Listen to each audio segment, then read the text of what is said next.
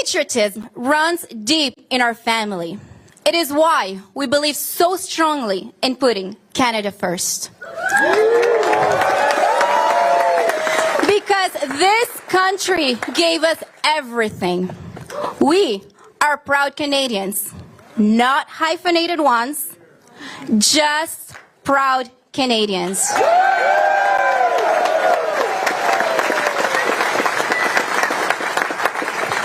And we feel that it is now our duty to fight for our country. Yeah. My brother Louis embodies that deep love for Canada, whether serving in the Royal Canadian Air Force or standing guard to protect Canada's sovereignty.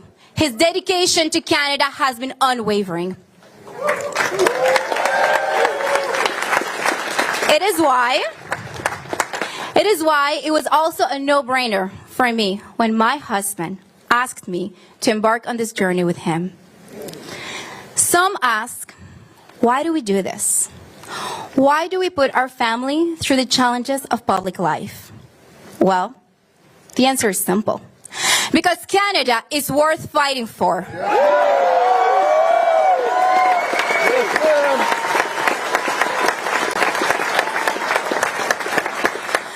Because our children and yours deserve a country as full of promise as the one that welcomed my family. Because the principles that made Canada great, freedom, responsibility, and opportunity for all, are timeless and worth defending.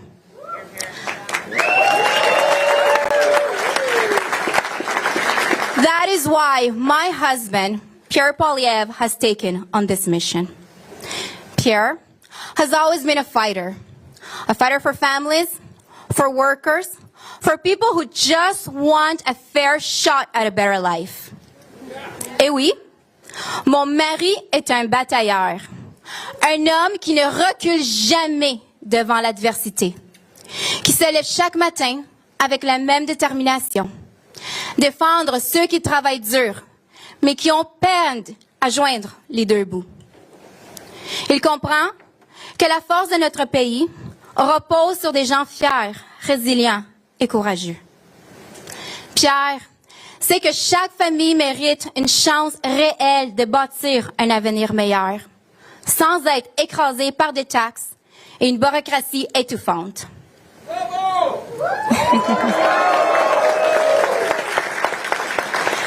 He knows that the strength of our country lies in its people, hard-working, resilient, proud Canadians who believe in freedom, opportunity, and responsibility. That is you all. Every generation of Canadians has faced its defining moments. Today, the stakes are higher than ever. This is our moment as a nation to choose a strong leader who will fight to put Canada first and every Canadian.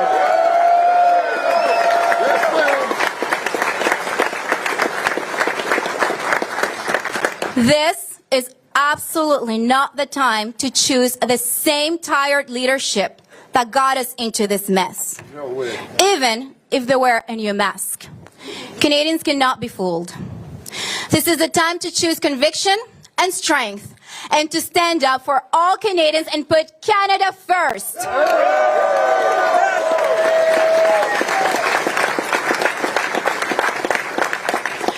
And while threats are looming from abroad, only my husband can deliver that strong leadership needed to fight back.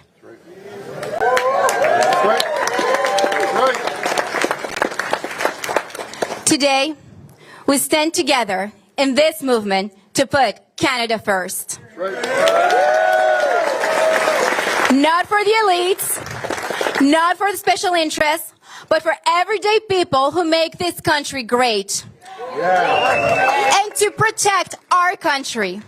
So, let's take back our country.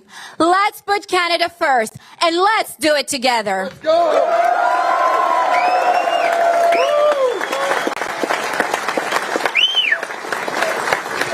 Ladies and gentlemen, it is my profound honor to introduce to you my husband, the strong leader Canada needs, and without a doubt, le prochain Premier Ministre du Canada, Pierre Poilievre.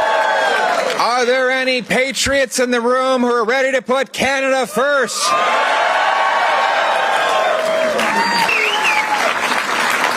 Well, what an incredible crowd to have here.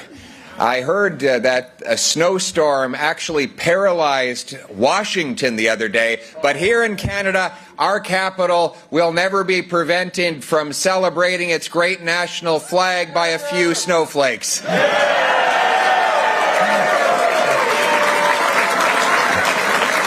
I know there's a couple of questions that you have whenever Anna introduces me, so let's address them right out of the gate. First, what's she doing with that guy? I don't have an answer. Second, why would she leave a tropical country to trade the warm weather for a toque and earmuffs here in Canada? Well, that is the real question, and that is the subject that we're gathered here today to discuss. Because Anna and I understand that our stories would only be possible here in Canada. Only in this country could a refugee from Venezuela, who started in a basement Montreal apartment and the son of a teenage mother, raised by two school teachers, dream of standing on this stage leading Canada's national founding political party.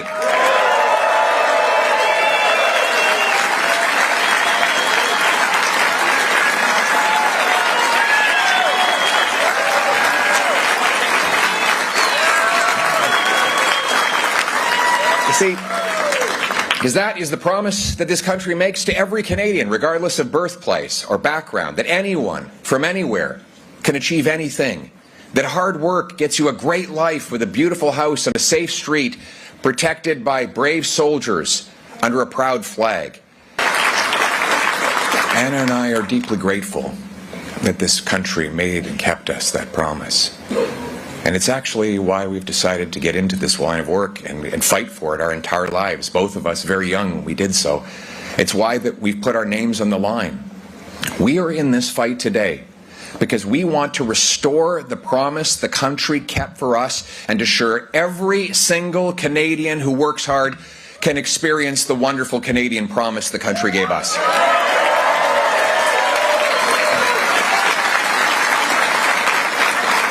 But that promise did not happen by accident. It took courageous leadership for us to be here today. And we as Conservatives have a special duty to carry on that legacy.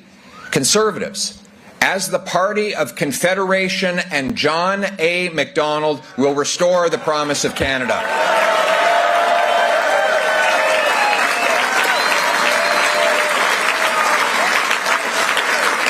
Our founding leader united our country from the Atlantic to the Pacific and warded off American designs to dominate our continent. In the words of our great first Prime Minister, Conservatives will fight, and I quote, to give us a great, a united, a rich, an improving, a developing Canada, instead of making us a tributary to American laws, American railways, American bondage, and American tolls.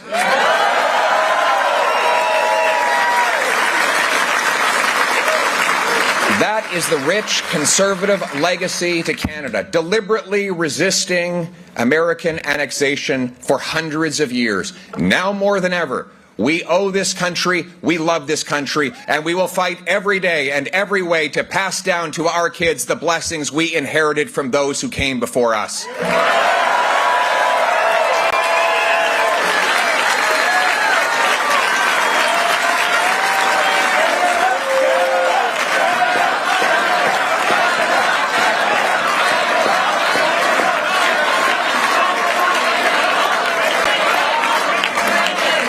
Sometimes it does take a threat to remind us what we have, what we could lose, and what we could become. The unjustified threats of tariffs and 51st statehood of Donald Trump have united our people to defend the country we love.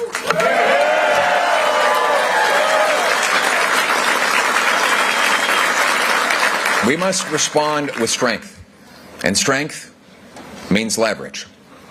America has leverage, and we have leverage. I will use that leverage. Retaliation is only the beginning. Yes, we need to retaliate. If they put tariffs on our steel and aluminum, I will put tariffs on their steel and aluminum.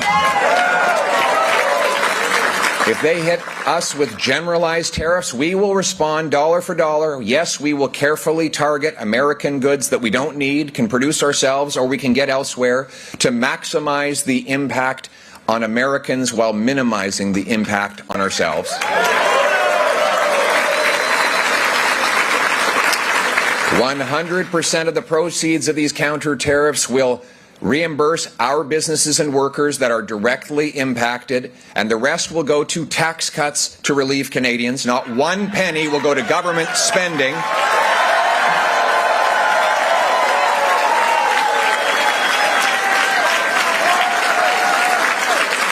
We cannot use this crisis as yet another liberal excuse to raise taxes or to do money printing spending, which will only cause inflation. What we will do instead is use our leverage to fight back. We will make sure that Americans know that they will be paying the tariffs they impose on us.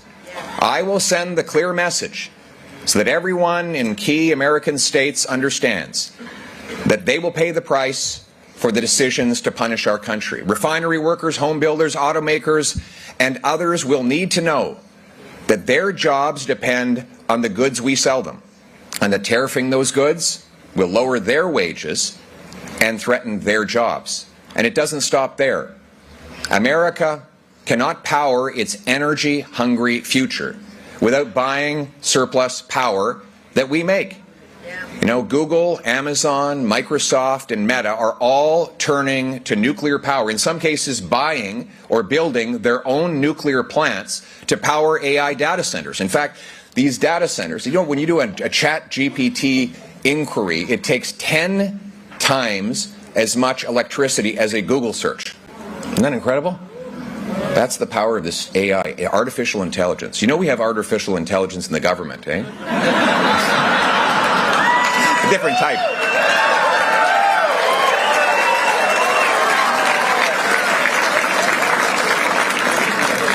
The Americans will need nuclear, natural gas, hydro that can power those centers. And we have cold weather here that reduces the cost of cooling them. We can leverage that power while protecting our people. Americans need our radar, surveillance, ongoing cooperation to keep us both safe against intercontinental and supersonic missiles and other threats. They need our minerals, uranium, oil, and gas. Finally, we must remind our American friends that a trade war will simply reduce the funds both our countries have for our shared North American defense. It will make us less safe. As Winston Churchill said, though, you can always count on the Americans to do the right thing after exhausting all other possibilities.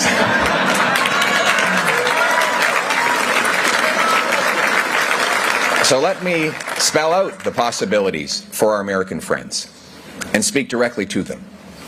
Option one, you can carry out an unprovoked attack on our economy. Your consumers will pay more and your workers will make less. Gas prices will skyrocket. You will turn a loyal friend into a resentful neighbor, forced to match tariff with tariff and to seek friends everywhere else. Both our economies will weaken, leaving less money for defense and security, and our enemies will grow stronger.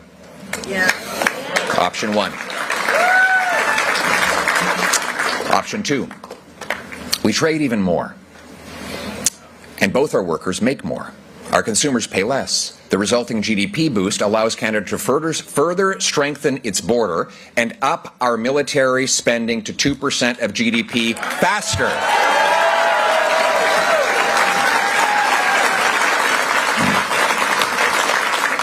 We stop fentanyl, terrorists, supersonic missiles, and other threats. We team up against the unfair trading practices of other countries. Both America and Canada separately, will end up safer, stronger, and richer as a result.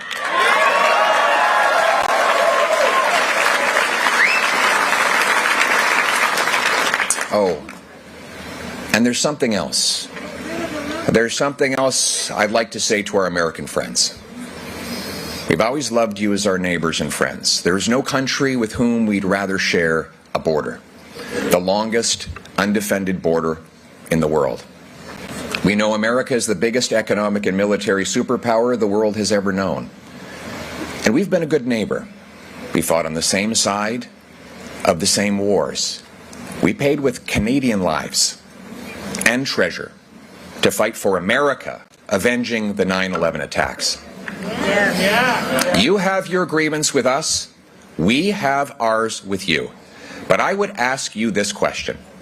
Which other country would you rather have as your neighbor?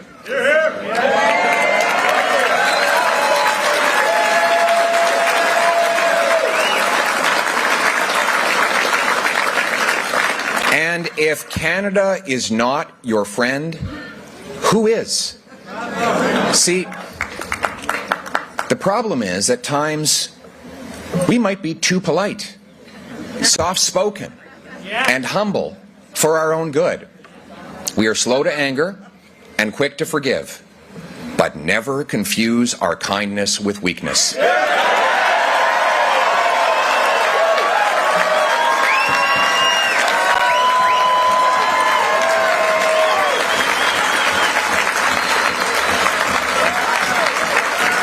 We love our country and our flag. We are a strong people with a proud history as a warrior nation whose soldiers have proven fierce enough to crush the fascists, the communists, and Al-Qaeda, yet humble enough to never once brag about their heroism. We are mild-mannered and made of steel.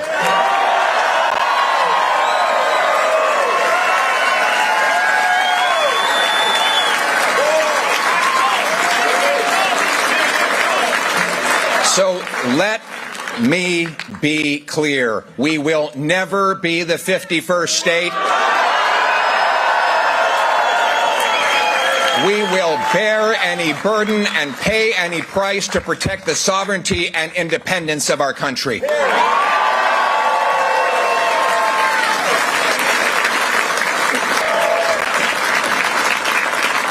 Which option the Americans will choose is up to them. But let's be honest, we have to be prepared for the worst. Simply put, we can no longer depend on the Americans alone for our trade. We can no longer think of them as our backup defense. These threats, my friends, are a wake-up call. We should be the wealthiest and most self-reliant economy in the world today, given our natural resources.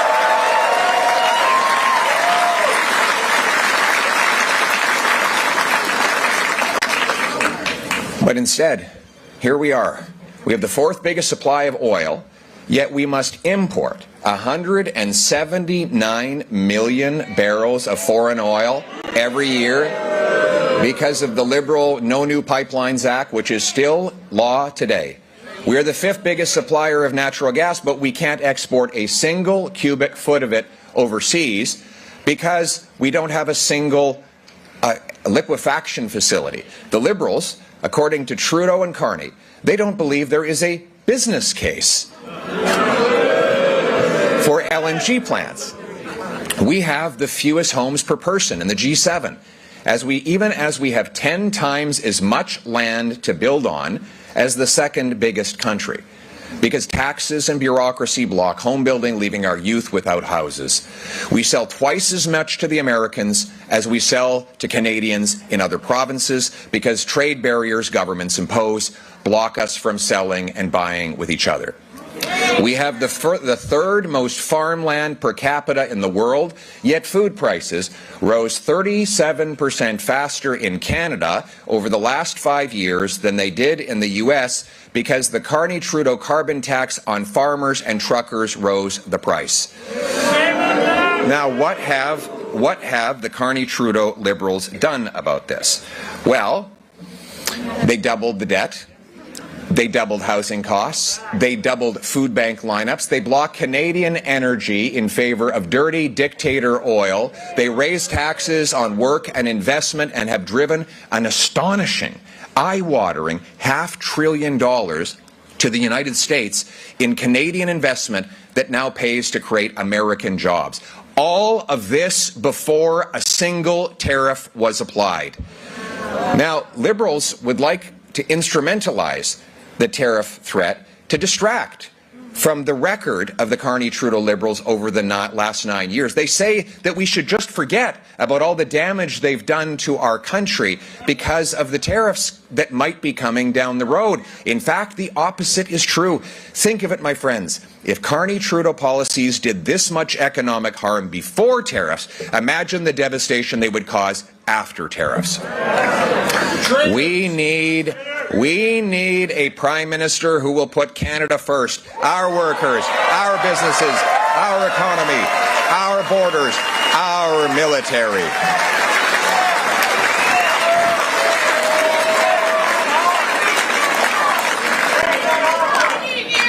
We must, well, I need you too. Are you with me? Thank you. I thought so. And we must be able to stand on our own 2 feet, no longer helplessly dependent on the Americans. You know, the media is now saying that I should change my entire platform because of the tariff threat. In fact, the Trump tariff threats have proven Conservatives right on everything. It's true.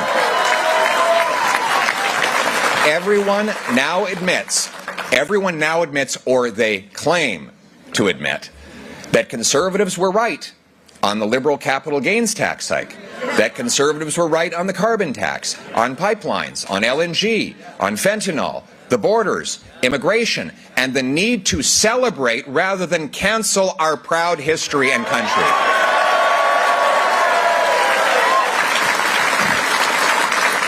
You know, it's funny. First, the Liberals said, Poilievre has no policies. And then they said, okay, he does, but they're really scary. And now they say, they agree with all my policies. You know, imitation is the highest form of flattery, but you cannot believe them. My friends, it is not realistic that we would believe a party 60 days before election suddenly reversing itself on absolutely everything. If you want Conservative policies, you will have to vote Conservative.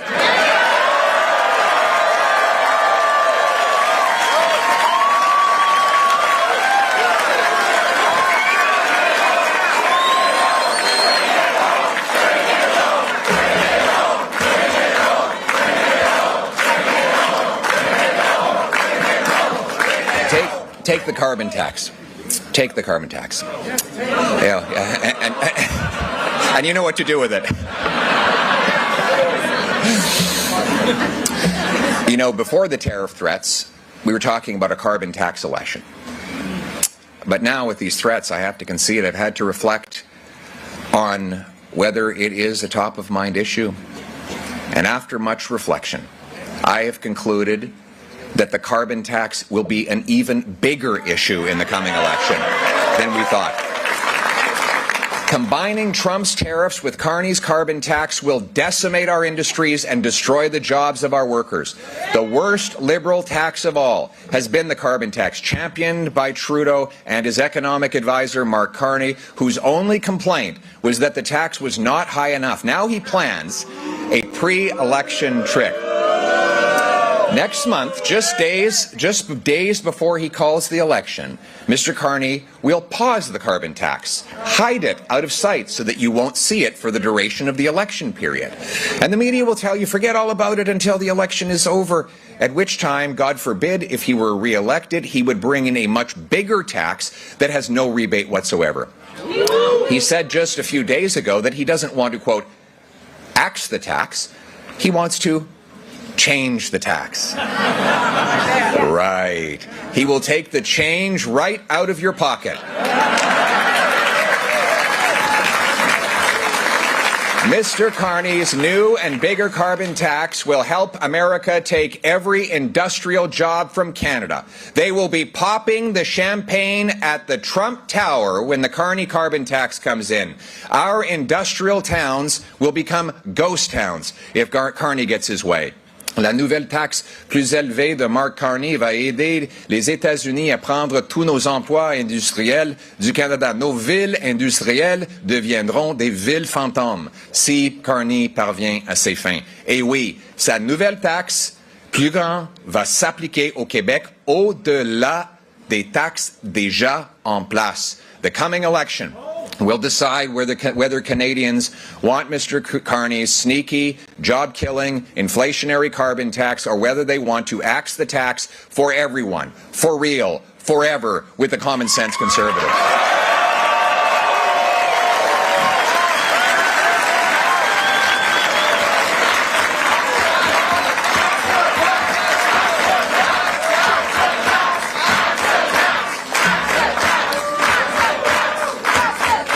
Now, I know Mr. Carney is going to try to plagiarize my policies right before the election, policies he has long opposed.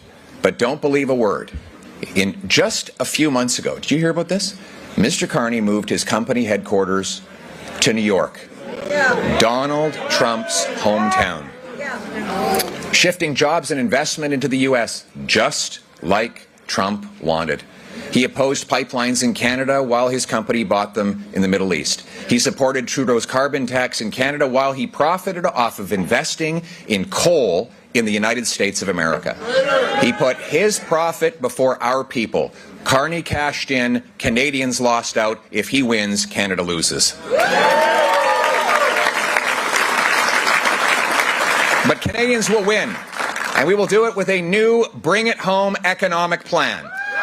We will bring home our jobs, investment, and companies and break our dependence on the United States. We will unleash a fierce free enterprise economy to bring home control of our economic future from outside forces. We will stand on our own 2 feet, be masters of our own destiny, and be in charge of our own future.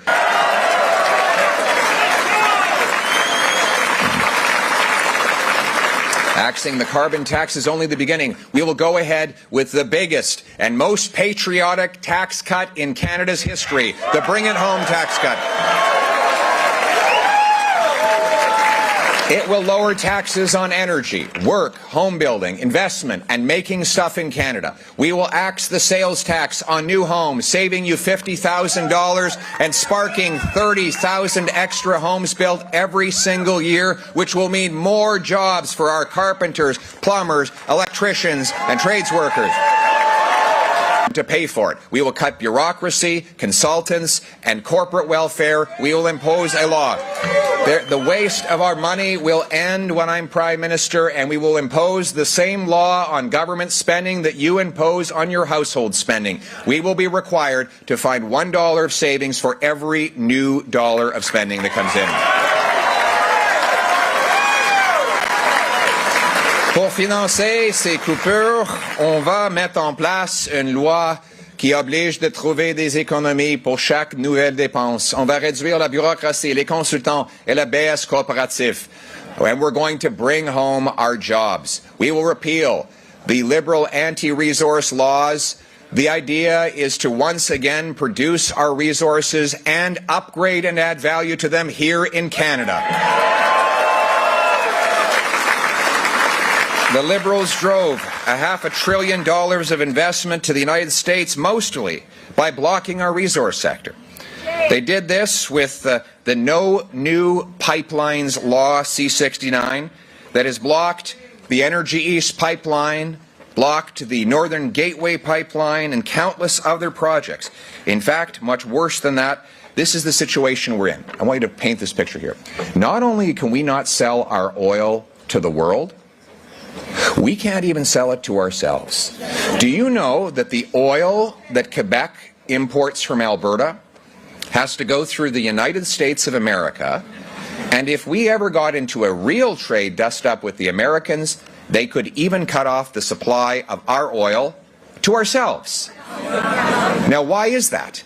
because they blocked the east-west pipeline that would have bound our country together and allowed us to sell Western oil to Eastern markets. Mr. Trudeau, with his economic advisor, Mr. Carney, said also that there is no business case to sell gas to countries like Germany, Japan, Greece, and others that were begging for it. Now, the Americans and Qataris are beating us to the punch. So we sell our natural gas internally for $4, while the world price, or the price in Europe, is $13.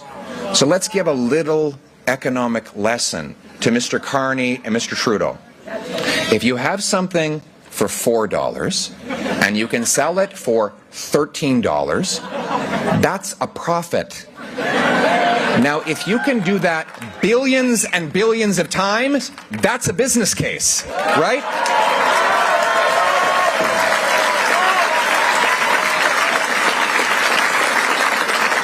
This all raises the question. I have a serious question for you. Think about this. Do you think that we could build the Canadian Pacific Railway today? Or would there be some squeaky, radical protester chaining himself to a tree like Minister Guilbeault?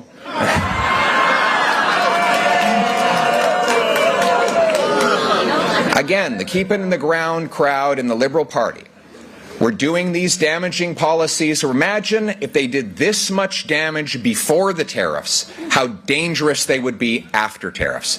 This tariff crisis has proven Conservatives were right also about natural resources, and that's why we need a plan to bring home production to this country, and that's what we will have. My common sense plan to unleash the production of our resources will allow us to be self-sufficient. We will incentivize Indigenous leaders to support these projects by letting companies pay a share of their federal corporate taxes to local First Nations. Second, I'm announcing, and by the way, that will allow First Nations to spend that on clean drinking water and a better future for their people.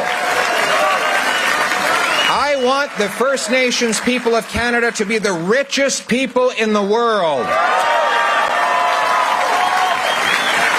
I am announcing today that within 60 days of taking office, I will repeal the unconstitutional No New Pipelines Law, C-69.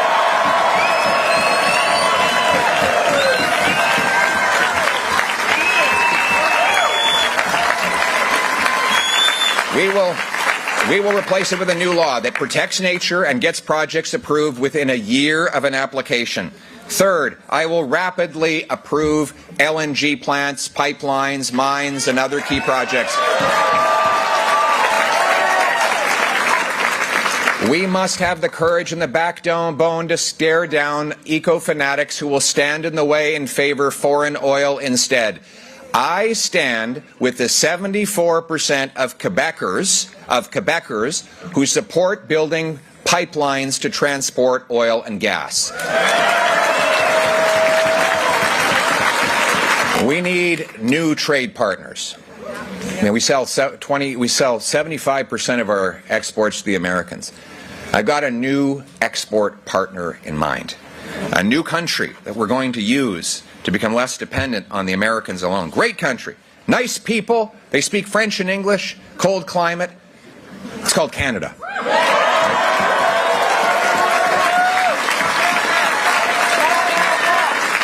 Right now, we have tariff barriers between our provinces that are almost as big as the one that President Trump is threatening.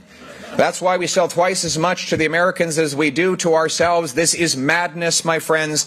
Within 30 days of becoming Prime Minister, I will bring together the premiers with the aim to remove the hundreds of pages of carve-outs and exemptions in the Canada Free Trade Agreement that slow or stop goods from moving from province to province.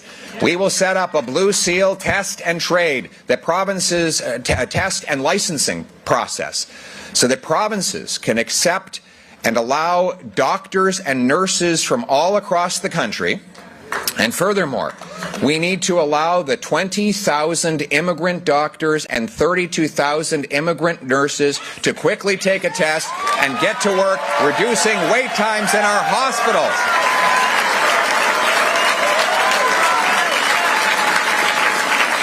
And to get the deal done, this will boost our GDP. Billions of dollars of extra tax revenue will result not from higher rates, but from a bigger, freer economy. And I will use the extra federal revenue from free trade to pay a bonus to each province that voluntarily knocks down barriers and opens up its market to fellow Canadians. Now, it's funny. While people can't currently bring alcohol across Canada, they can easily traffic deadly doses of fentanyl, guns, and illegal migration into Canada. We must take back control of crime, drugs, and the border from the radical, borderless, woke ideology of the Carney-Trudeau Liberals. They allow 99% of shipping containers to enter uninspected. The government's own report says there are as many as 500,000 people here illegally, but they admit they're not quite sure because they've lost count. Or perhaps they just can't count. That might be the answer. My Canada First plan will deploy military helicopters and surveillance to the borders, add 2,000 new border agents, expand the powers to patrol the full border, install new high-powered scanners, towers, and drone systems, and track departures so that we actually know if the people deported have left the country. And we, my friends, even worse than the gun crime that our open borders policy has brought us, is the fentanyl deaths. Mr. Carney recently said that fentanyl is not a crisis, just a challenge. He should tell that to the families of the 50,000 Canadians who have lost their lives to these horrible poisonous drugs in the last 9 years. Do you know we've lost more people to fentanyl overdoses in this decade than we lost fighting in the Second World War? The Liberal laws C5 and C75 allow drug kingpins out on easy bail and house arrest. They've legalized fentanyl possession and given out tax-funded opioids that ultimately get resold to children. They ban you from using a plastic straw, but allow you to use cocaine. So next time you're snorting up, just make sure you use a paper straw to save the world. This radical liberal drug liberalization has killed 200% more people a year. Recently, a lab in BC was shut down with enough fentanyl and ingredients to kill 95 million people. Selling large amounts of fentanyl is like firing bullets into a crowded room. You might not know who you're killing, but it is certain that someone will die. So we must treat mass fentanyl traffickers for what they are, mass murderers. And that is why my government will repeal Liberal laws C5 and C75 and bring in mandatory life sentences for trafficking and producing over 40 milligrams of fentanyl.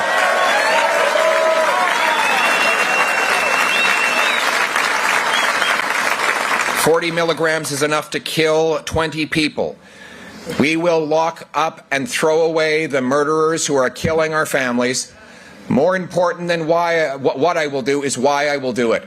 You know, it shouldn't have taken President Trump to get the Liberals to wake up that there's a fentanyl crisis in this country.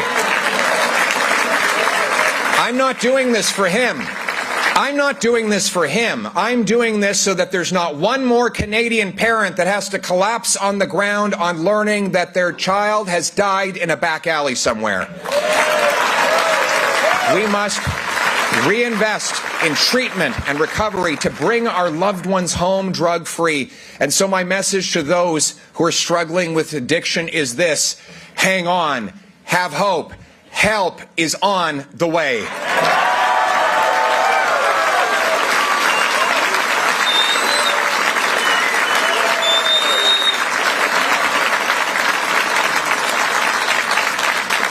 We will protect our people, our soils, our skies, and our seas. We will stand on guard for our people at home and around the world. Our military will protect our national interests by carrying our weight in North America to secure and leverage more trade with the U.S., all while becoming less reliant on them for our defense. After 9 years of Liberal incompetence and disdain, Our military is weakened and our allies no longer respect us.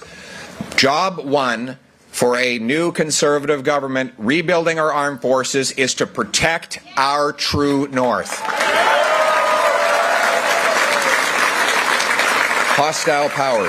Hostile powers like China and Russia want our resources, our shipping routes, and to be within striking distance of our continent.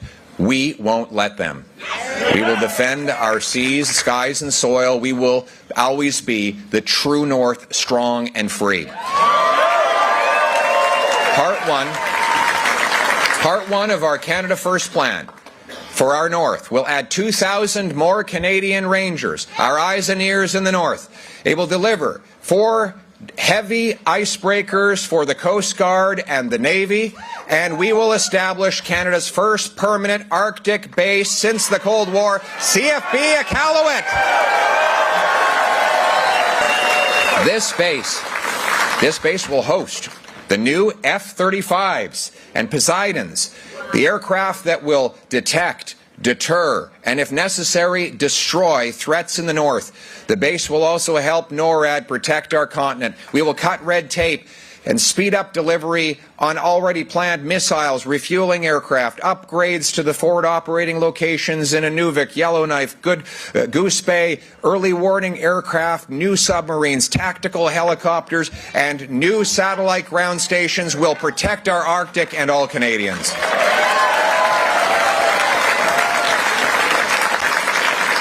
And we will pay for it. We will pay for it by cutting foreign aid to dictators, terrorists, and global bureaucracies.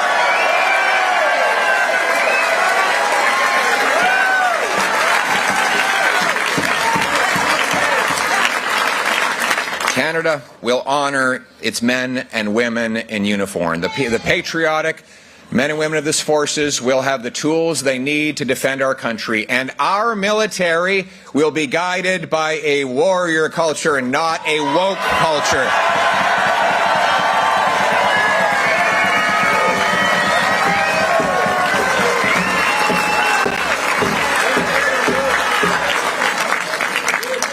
My friends, we are a strong nation. No outside force can stop us unless we let them. But just as terrible economic policies have threatened our economic independence, so too have the radical post-national ideologies that say that Canada has no core identity threatened our national sovereignty. As the great Nova Scotian Joseph Howe said, "A wise nation preserves its records, gathers up its monuments, decorates the tombs of its illustrious dead, repairs the great public structures, and fosters national pride and love of country by perpetual references to the sacrifices and glories of the past."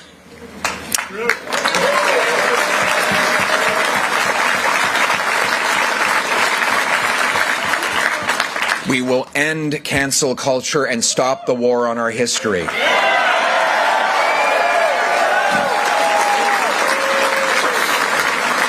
Our national museums will celebrate the great achievements of Canada, telling the unvarnished truth that, on balance, this is the greatest country on earth precisely because of the goodness of those who came before and sacrificed so that we could have what we call Canada today. We will celebrate. We will celebrate rather than tearing down our heroes in history. We will defeat this insidious and divisive cancel culture that sought to destroy our national pride and monuments. They've even tried to destroy the great founder of this country, John A. Macdonald. Well, I've got a message for them. If there were no John A. Macdonald, there would be no Canada.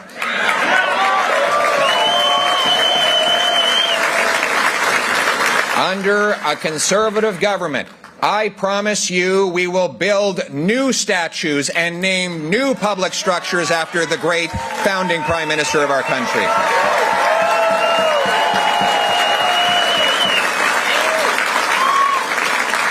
His name will go on public structures and other places of national importance.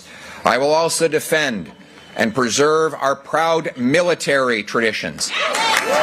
Our military traditions, that means that I will reinstate the great Royal Navy marching anthem, Heart of Oak, so that generations of sailors can carry on this beautiful tradition. We will promptly complete a long overdue monument to the brave Canadians who fought and died for us in Afghanistan. We will add new criminal code penalties for anyone caught tearing down or defacing our statues and monuments.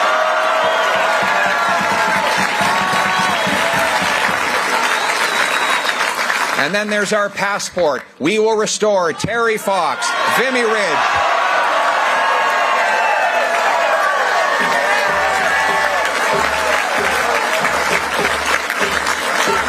we will restore Terry Fox, Vimy Ridge, the famous five, the Blue Nose, the Fathers of Confederation, Indigenous people, and our military heroes to our passport.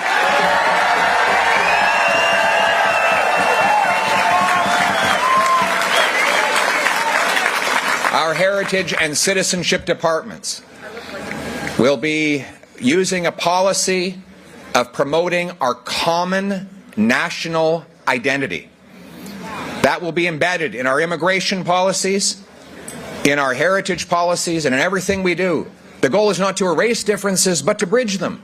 We will strengthen the bonds of common country between Canadians of different background, race, birth, region. It starts with the institutions that bring us together. I will massively expand the Cadet Corps and the Junior Rangers to bring our youth. We will bring our youth together for mentorship under great members of the Canadian Armed Forces.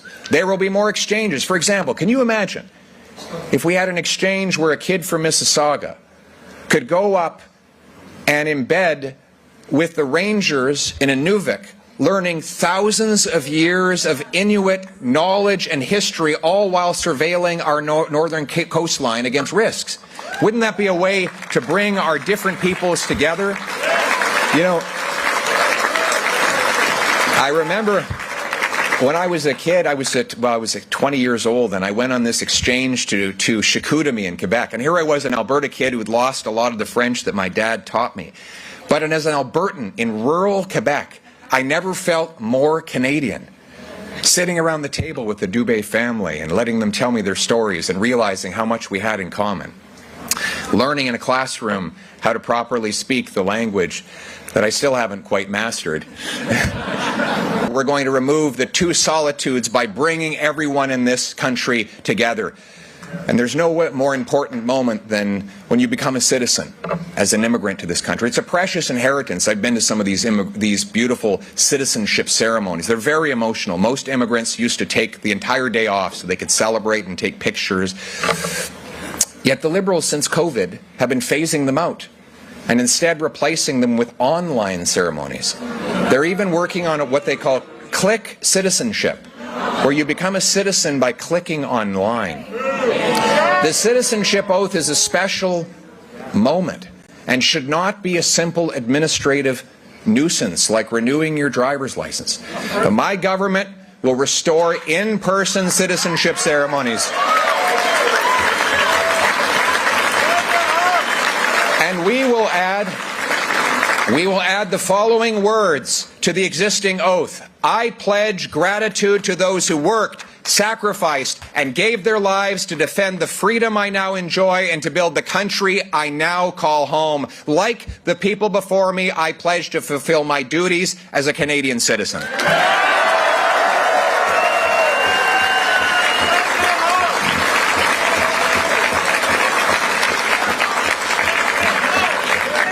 We have seen the government divide people by race, religion, gender, vaccine status, and more.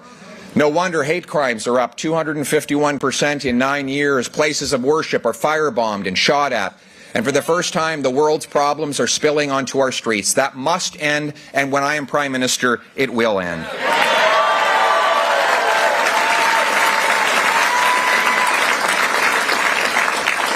Laws will be enforced. People who engage in this activity will be locked up and they will pay a serious price. Those who are visiting the country on a visa and are not citizens, are permanent residents that engage in hateful violence, will be deported from the country.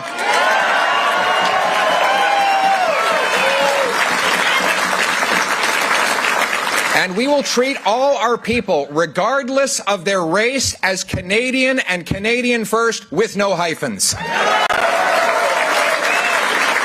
We will leave the world's problems at the door. On va laisser les problèmes du monde à la porte. Ours is a nationalism not based on bloodlines, birthplace, or background. Whether your name is Martin or Mohammed, Poilievre or Patel. Tremblay. Hi there, Mr. Patel. Good to see you. Whether you're from Tuktoyaktuk or Trois-Rivières, Okanagan or Oromocto, Calgary or Cavendish, we are all Canadians and Canadians first.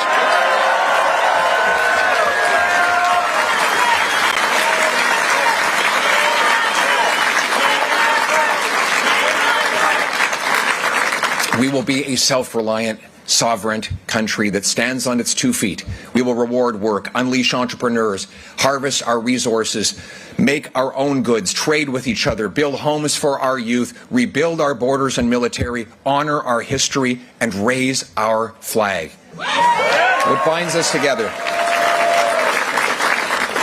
What binds us together is the Canadian promise that anyone from anywhere can do anything, that hard work gets you a great life in a beautiful house on a safe street, wrapped in the protective arms of a solid border defended by brave soldiers under a proud flag. To preserve that flag and its promise, we must work together, fight together, and win together. That is what it means to put Canada first.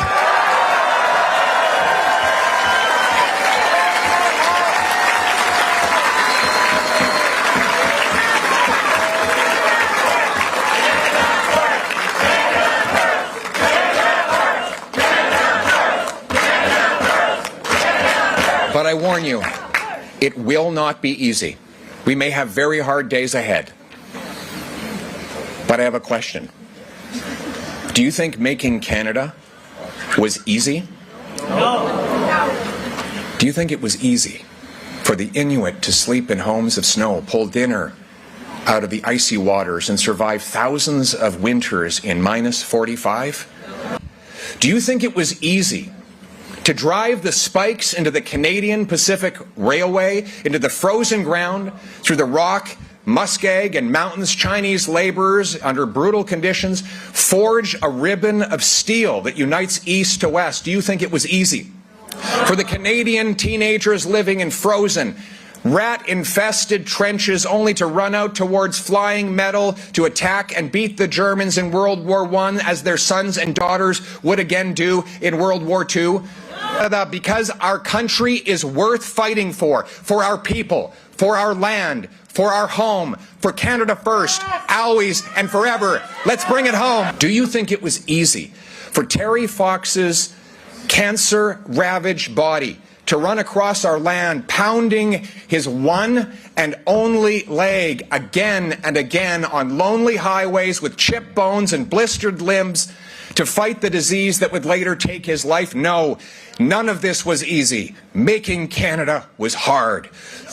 Those are the people who built and defended our country through sacrifice and struggle, but they did not go that far and travel that long so that we could take the easy way out and give up. Like them, we are part of something bigger than ourselves. We are in this together. We are at this place in this time because we have a job to do, to pass on intact what we inherited from those who came before us to those who come after us.